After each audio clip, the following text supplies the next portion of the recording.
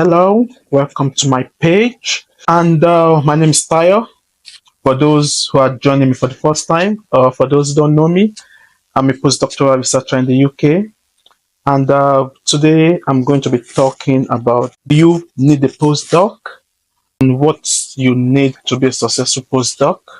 And postdoc is just a training after your PhD where you work with someone else's grant, like your PI, and that's a period of time. It can be from 6 months to 2 years to 4 years. But there's a caveat: you should not be a postdoc for long because they expect you to move to progress and just move up the ladder. And so today I'll be telling you guys what you need to do as a postdoc. I have my points here with me, and so number one is enhance your publication. Postdoc is the time for you to publish, and there's this saying, publish and perish. So if you don't publish, you perish. But then now I think it's changing. Publish and prosper. I read it somewhere. So it does not have to be a journal. You can publish your data, conferences. So you can publish a blog post about publishing. They're gonna tell you it's not important. Yes, you have these. You can just apply for this fellowship or apply for this. But we all know in academia that is one of the yardstick they used to judge you. So it's important you publish. So, like I said, it does not necessarily have to be a journal, although journal is paper, a research article is important. You can publish a review article. You can publish your data in maybe data in brief. You can publish a blog post, conferences. Those are form of publication. And number two, you have to build collaboration and networks. It can never be overemphasized, networking and collaboration, because academia is a small world, and it's your present PI is going to be part of your network. So you need to network with other PhD students, other postdocs. You need to network with other researchers from other universities, other researchers in other countries, because it's one of the yardstick they used to judge academia. It's collaboration, and one way to collaborate is conferences. So you need to, if you attend conference, you don't just stay with your friends or leave your friends behind and just move around. It can be difficult. I'm still learning networking because I'm a shy person. So if you're shy, it's kind of intense to network, but it's networking can be fun if you do it right. So networking is really, really important. And number three, develop your technical or research expertise.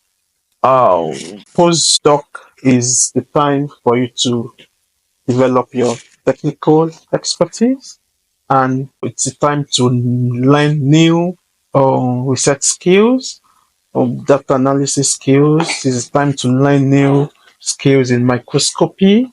It's a time to learn new molecular biology skills. So it's now we're talking about technical skills now. We have all other soft skills which you need to learn, but now it's time to learn your technique. And it's time, if you want to delve or divert or move into another research, then it's time for you to do that. If you are in maybe chemistry and you think you want to do chemical biology research, then postdoc is the perfect time to do that. And number four, you have to try out teaching in an academic environment. Postdoc is a stepping stone for lectureship, and for one to get that lectureship leap, then you have to have taught before. So postdoc is the best time to teach. It might not be a classroom teaching. It can be laboratory teaching. It can be tutorial on where you teach undergrad, or even supervision. It's a form of teaching. If you're supervising undergrad or master students, that's a form of teaching because you are disseminating information to people. So postdoc is a perfect time for you to lay your hand on that teaching experience in a university environment. Then number 5, develop skills needed for lectureship. Like I said earlier, it's a stepping stone for lectureship. So it's time to develop those skills needed. It's time to build your academic CV where you develop those teaching skills, grant application skills, because when you're applying for lectureship, then you have to demonstrate that kind of lectureship roles that I've learned this in my postdoc, then I can do this when you employ me for lectureship position. And number 6, it's time to build your personal profile within the research community. And how do you do this? By publishing. Back to our first point, you've got to publish. Publishing. It's important. I can lie to you, it's so important to publish. So some of us are not doing that enough, but it's a challenge. You've got to publish. Yeah. Number 7, it's postdoc is a time to enhance your CV.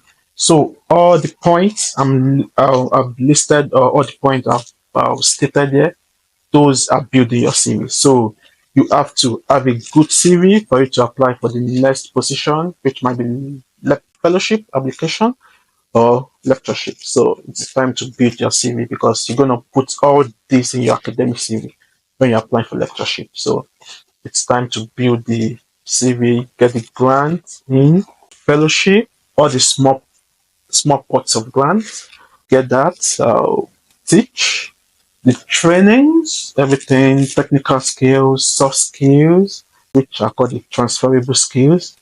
They are not talked about a lot because all PhD students are expected to have those kind of skills, but those skills are important. So number 8, develop knowledge or skills you can transfer into industry. Truth be told, not everybody is going to end up in academia. That's honest truth. It might break your heart, but that's the truth because we have so many people coming out of PhDs, and so the competition is much, and industry is equally a good place to try. So it's time. So if you want to go into industry, it's a time to think about it. You have a time to think about what you want to do next. If it's internship in industry while you're doing your postdoc, or maybe it's secondment in industry of your choice, that's the time for you to do that. And it is probably the best because, like I said, not everyone is going to end up in academia. Not everybody is going to be a professor. And the last point I have here is it's time to build your independence as a researcher. When you are employed as a postdoc, you are working on someone else's grant, which is your PI. So your PI applied for the grant and got the grant, and your PI employed you to work on this particular research topic. But a postdoc is time for you to be independent, try to apply for your own grant through small pots of grants, maybe from your association or from your society.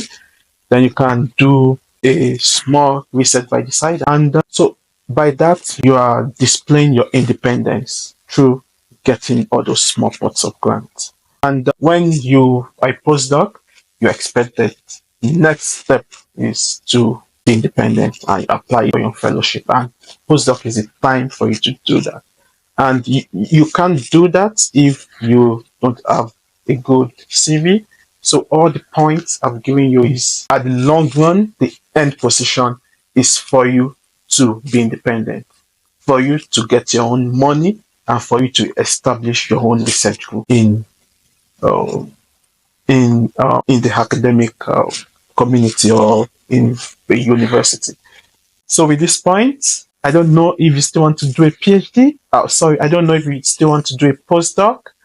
And if you have any other points that you want to share with me, drop that in the comment section. And if you have any topic that you want me to talk about, you can tell me in the comment section. Bye. Bye.